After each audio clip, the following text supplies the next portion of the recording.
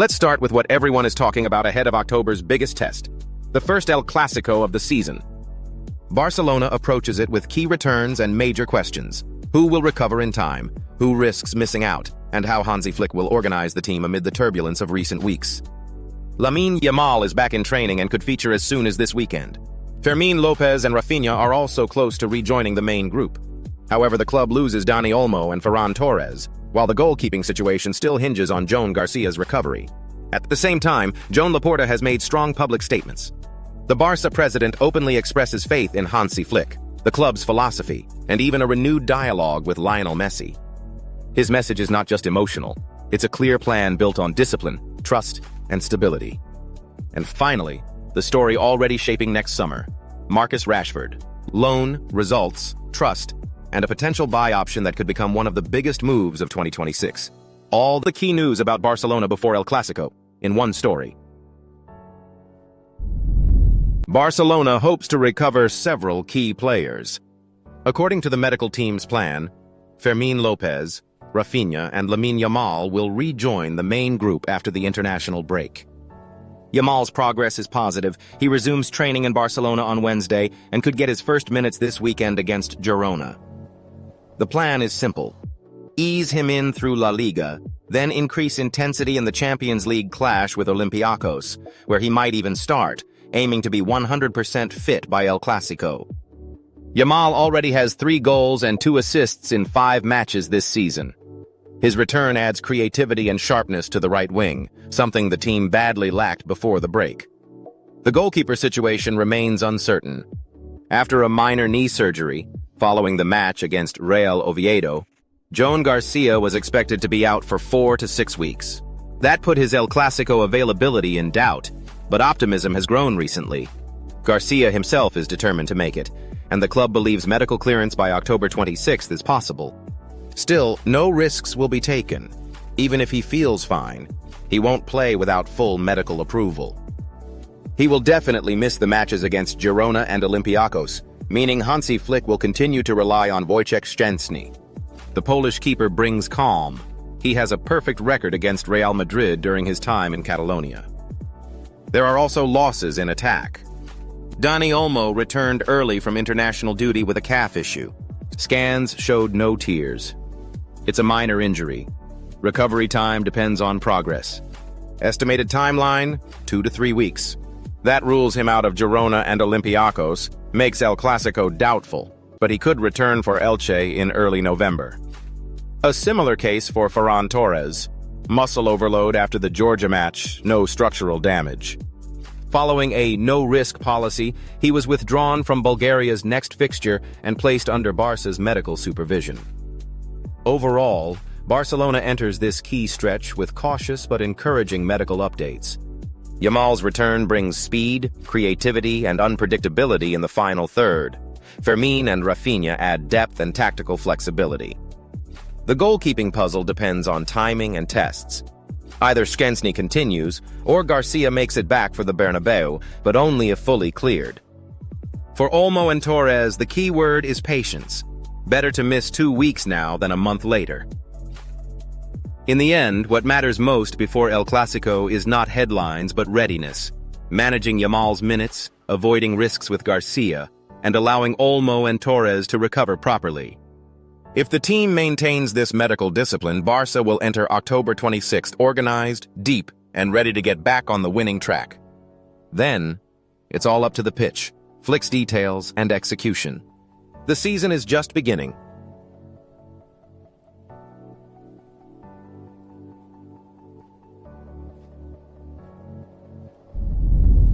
Let's start with what truly matters in Barcelona today, hearing it straight from the source. Joan Laporta gave a major interview that paints a clear and complete picture about the team, the coach, the president's role, and how the club wants to speak to its fans. No unnecessary pathos, just the unmistakable Barcelona spirit. Laporta on Hansi Flick. Here, everything is crystal clear. The president is thrilled with his coach. He calls Flick a gladiator, compares him to Russell Crowe, and highlights the blend of toughness and human sensitivity. German discipline, the ability not to change plans midstream, coexists peacefully in Flick with empathy and openness. He is emotional, approachable, sociable, yet unwavering in his direction. For Laporta, that's a gem, a rare kind of coach who's easy to work with every day. And that's especially important now, after several turbulent weeks. The club admits it hasn't been easy, but keeps its tone calm and confident in the chosen path. Next, Laporta explains what the president of Barcelona should be like. His message is straightforward. A president must be responsible and speak the truth because Barça has only one word: promise and deliver. The interests of the club and its people come before personal ones. You must love Barça, but also understand that the coach and sporting director know football better than you do. The president's role is to keep his word, set values, protect the club, and not break sporting logic. There's a lot of self-awareness in this philosophy. Laporta admits he's hot-tempered, like a bottle of cava, quick to flare up but quick to calm down, holding no grudges and living without resentment. In simple terms, emotions exist, but the club comes first. There's also a strong sense of identity. Barça is more than a club because it represents both Catalonia and the world. Inclusivity isn't a slogan, it's a practice. Here, different views are accepted and diversity is valued. Hence, the duty to stay united, especially when there's so much noise around. The tone of the interview aims to bring fans together around a clear idea. Work hard, maintain intensity, stay on the path that brought trophies last season, and keep moving forward. A separate topic: Messi. Laporta speaks about it calmly and sincerely. For many years, they had a great relationship. Then came a rift when the contract wasn't renewed, and later, a gradual reconciliation. Now the club wants to do what it couldn't then: organize a proper tribute to the man who became the symbol of an era. This promise doesn't sound like PR. It's a genuine attempt to close an old wound with dignity and humanity. There are also personal touches. Laporta talks about faith in God, not as a ritual but as an inner moral compass, a matter of conscience. In the same spirit, he adds a playful metaphor. Heaven is the place where Barça scores against Real every 5 minutes. It's not a provocation, but a reflection of a fan's dream, said with a smile, but full of unmistakable passion. All of this ties into the sporting agenda. Inside the club, they emphasize that the recent setbacks have been analyzed and the tone for the season is set: intensity, hunger, and discipline. Laporta's message is clear. Hansi Flick and Deco are aligned with the team, and the president's job is to protect that foundation so the rhythm isn't lost over time. He also reminds that he'll remain in charge until the next elections to see the planned decisions through, and then it will be up to the fans to choose the next direction. Why is this all so important right now?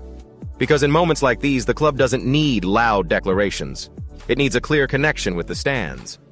Laporta builds that connection. He explains what the coach is responsible for, what the president is responsible for, and where the red line lies.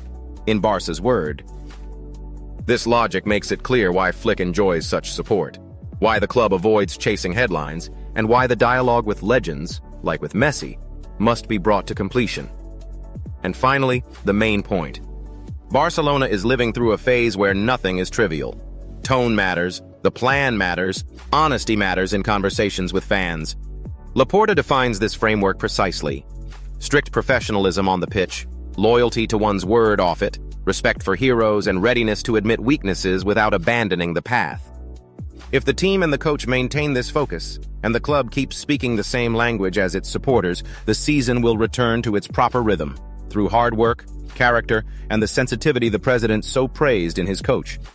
That's exactly the tone in which Barça has always known how to win.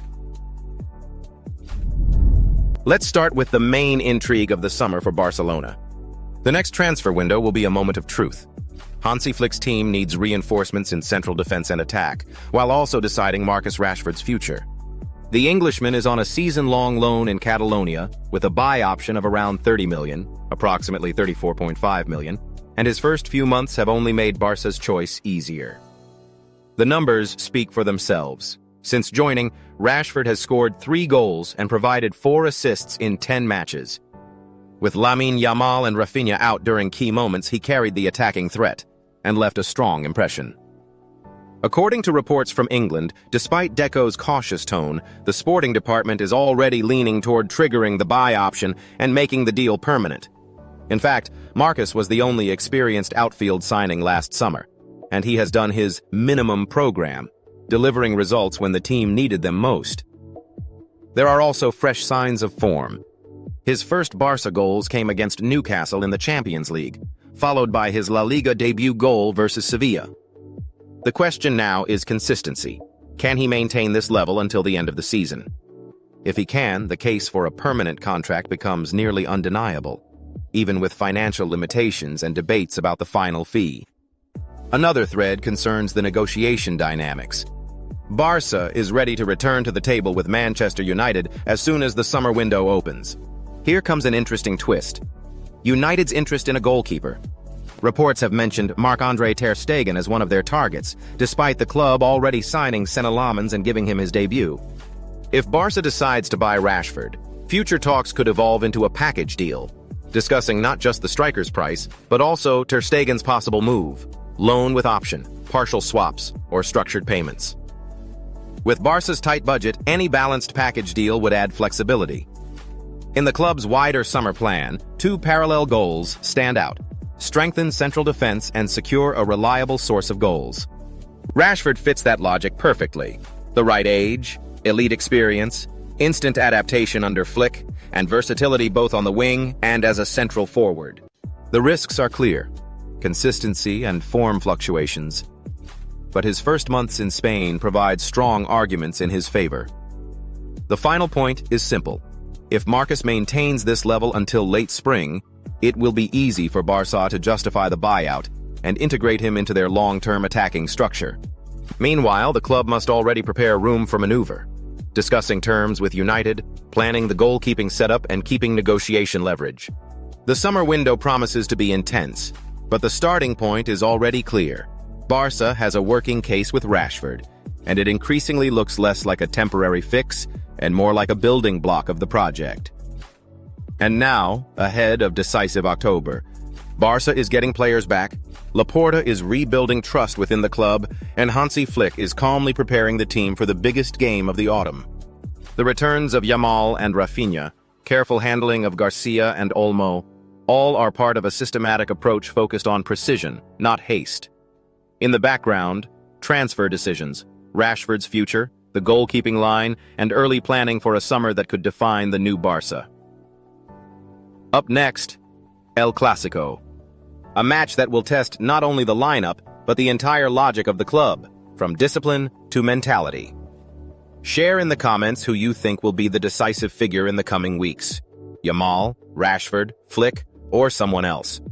Like the video, subscribe to the channel, and don't miss the full breakdown of El Clásico.